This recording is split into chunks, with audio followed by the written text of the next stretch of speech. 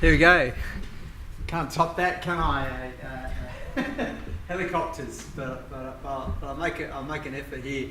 So I'm going to talk a little bit. I'm from Paul Fox. I'm from AGL New Energy, and I'm going to talk a little bit about the Internet of Energy because it's happening right now. And a lot of what I'm saying is going to pick up with lots of themes that we discussed today. And one of those themes was almost around, well, there's actually opportunity here as well in IoT to actually improve security. And so that's one of the things I'm saying now is, in fact, distributed energy will actually improve the resilience of our energy systems. Of course, it does require a somewhat different security approach, and I'm going to talk a little bit about that. So who are we? AGL New Energy, not the old stuff. So we're about distributed energy. And so these are the sorts of things. Solar on your rooftop. I think we're the number 3 solar installer in Australia. Air conditioners, hot water and heaters. We've been selling them for 40 years, but finally they're actually smart. This is one of our batteries. This is the medium-sized one. We don't sell a small one, interestingly. We sell medium, large, and extra large, and an electric vehicle. And so we're not really in the smart charging space. We're in the smart vehicle space. And so some of our customers are councils, people like that have back-to-base fleets and have a sustainability driver as well as an economic driver. But let me talk a little bit about old energy. And so AGL, that picture there is the Broken Hill solar farm, which just recently opened. It's 100 megawatts, biggest in the southern hemisphere, I think, at least for now. So we're the largest renewable energy generator in Australia, but we're also the largest emitter in Australia. And but we do have plans to shut it down. So about a year ago we announced that we're getting out of coal, and about a month ago we announced we're getting out of coal seam gas, and that certainly makes my job a lot easier. So one thing to understand though is we don't own the network. We don't own any poles and wires. So our business is these big generators, and then the retail electricity. So you might be an AGL customer at the moment, and then this new business called New Energy, which is all about distributed energy. Now, let's talk about fear factor. And so these are very recent headlines. Cyberattack on the Ukraine grid. Hackers cripple Israel's electricity grid with a cyber attack.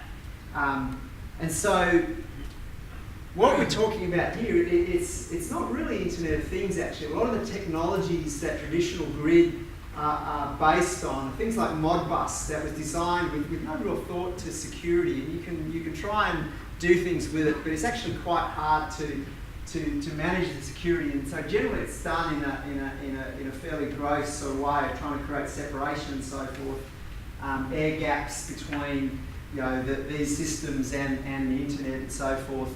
But also it's based on technologies like ripple control. I don't know if anyone's heard of ripple control.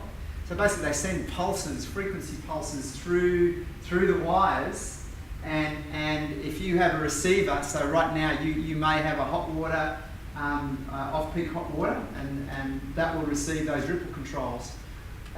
Some of the networks would also like to use ripple control for controlling air conditioners. So it's been implemented in Queensland, for example, or even, believe it or not, controlling batteries. So we could put one of these beautiful batteries out there with a very smart Linux-based controller on it, and then they could just override it with this ripple control. The problem with the ripple control is there's no proof it was ever sent, there's no proof it was ever received, and there's no knowledge of the state of the device that you're sending this ripple control out to before or after you send out the signal.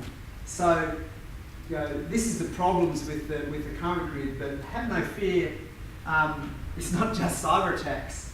The old paradigm of central control also applies to not just the control, but also the planning. You see we've got crisis in Tasmania and in South Australia. Have no fear, Solar Man is here. And so what we're talking about is distributed energy resources. So it's decentralized, okay? So everyone's got their own little bit of solar, everyone can have their own battery.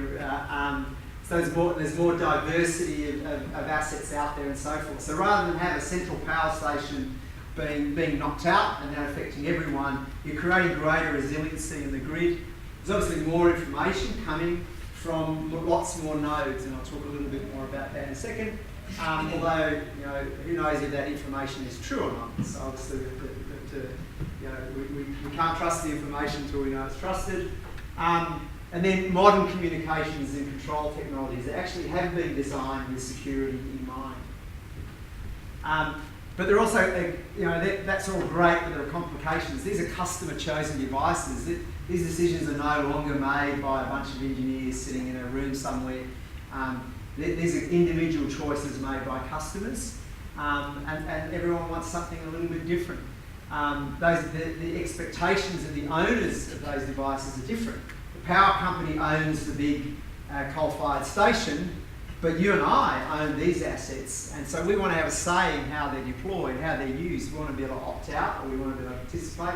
If we do participate, we want to be compensated to do so. So very different expectations. It's disaggregated both vertically and horizontally. So rather than having one, monolithic monopoly owning all the assets from top to bottom, it's now spread out across multiple organisations. So generators, networks, retailers, competitive metering providers. So the networks under this new regime will no longer even own the sensors on the edge of their own network. But also we're disaggregated, so we use lots of partners. We use EDMI for our meters. We might use SAP to store the data. And that could be being delivered to us on a cloud basis on an Azure platform. So it's all owned by different people, and so managing security and control across that becomes more complicated. So very different risk profile and probably different approaches to designing the objectives and assessing the risks and managing security. So what we're trying to do is put the customer at the centre of this. So if we've got a question, it's, and we're not sure what the appropriate approach is, the thing we can ask ourselves is what's good for the customer. And if we get that right, the rest should basically look after itself. Although there is obviously common good benefits of having a stable and secure electricity network. But if we incent consumers to take part and participate in that, then we should get a better outcome. So more choice, more independence, comfort, convenience, and control. So these are the things that we're in. We're also in the digital metering business. So we're Australia's first competitive digital metering provider. This is a separate ring-fenced business because of the nature of it. People used to think that those meters would be the basis for smart cities and so forth, which maybe they can be, but the fact of the matter is customers get to decide whether or not they have one of these. They can opt in, they can opt out. And quite likely they're not going to want to pay lots and lots of money to have very complex processes put in there and all that sort of stuff. There was a report in the paper just this morning saying New South Wales customers want to pay $600 for one of these. Don't worry, you won't. Okay, so keep your eye on the news. Recent IoT announcements. So just a couple of weeks ago we announced an investment in a company called Sunverge.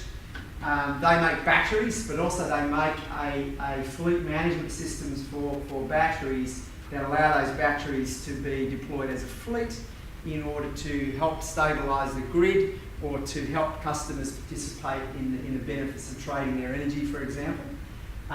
We also we have an AGL app where you can look at you can pay your bills, you can look at your usage, all this sort of stuff. We've just added to that a feed from the sensor on your solar system that can tell you not only whether your solar is working or not, but if, based on the amount of sunshine that day, it's actually performing as it should. And if there's a problem, we can tell you exactly what's wrong with it. Well, exactly we've got about a dozen different types of fault detection. That's based on a startup that we invested here out of Sydney.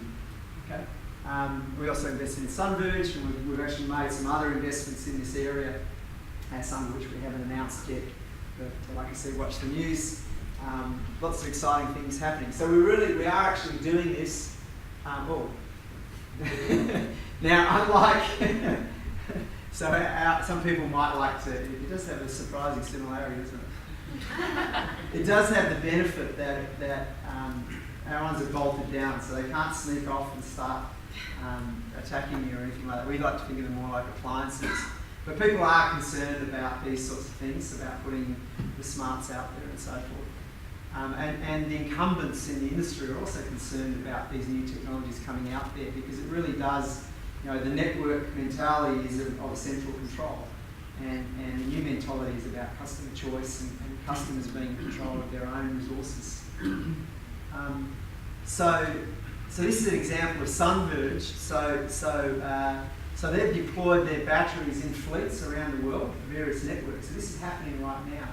And we actually have we've had several of their units here in Australia even operating on the networks. There's been a few hot days recently deploying those batteries into those networks. So what could happen maybe if someone, we had a massive fleet of batteries and someone managed to hack in there and discharge them all the time, all at once.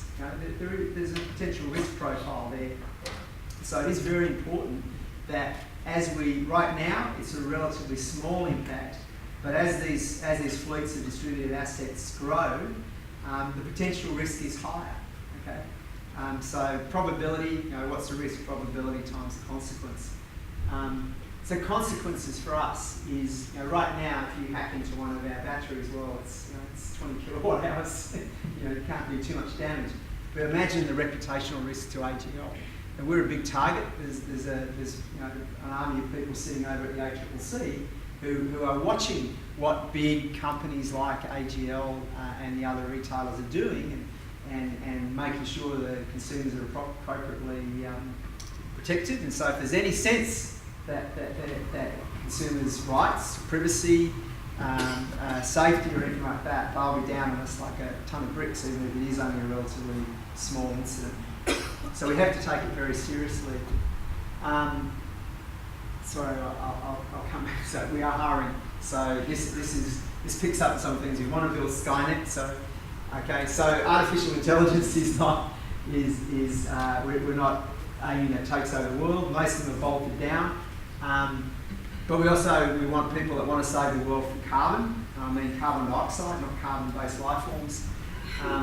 So you've got to love data, robots, and real customers. This is a customer choice world. None of this is going to be imposed on customers. Customers are going to want to see the value.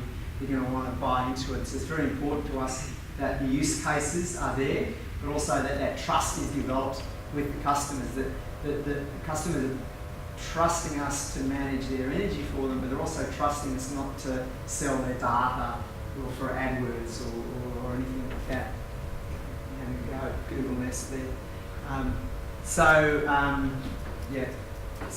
we are hiring, but it's not easy.